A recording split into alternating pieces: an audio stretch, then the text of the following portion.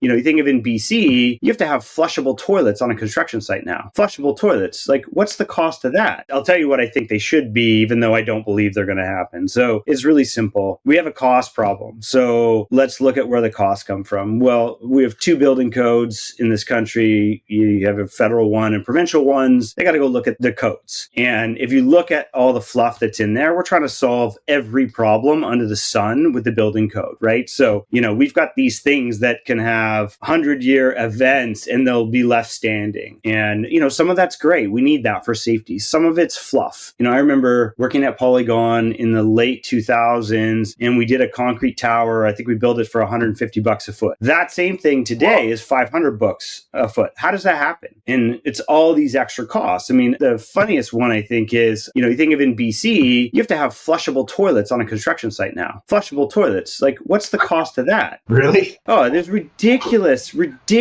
things that you add. And then, just go talk to a trade and ask them all these extra costs that they have that they never used to have. The WCB costs, like all the safety costs they have to do, like it's insane. So I would say we got to go and attack those and say, let's get rid of the fluff and let's get rid of, it's not just the fluff within it, but it's all the regulation associated has to get paid for. So WCB is a great example. Like how big is that organization? It has to pay its bills. How is it going to do it? It has to charge trades to do things, has to charge developers. And that's how that happens. So, go to the cost. There's a ton of costs that could be stripped out of there for one. Associated with costs, I don't have to say it. Everybody knows the development cost charges. Like it's just insane what that costs. That's not changing because that's a structural change where how do municipalities make their money? Well, of housing. And they're going to do it from your property tax. So they don't have a lot of levers. And they kind of fell in love with the DCC because they were making so much money off of it, right? Like all of a sudden development's booming. Their budgets are ballooning on the back of developers. So they can't actually get rid of it. And so they need the Fed to come in and replace that somehow or to create a new structure to be able to offset that money. I don't think visitor parking downtown is going to do it. That's a big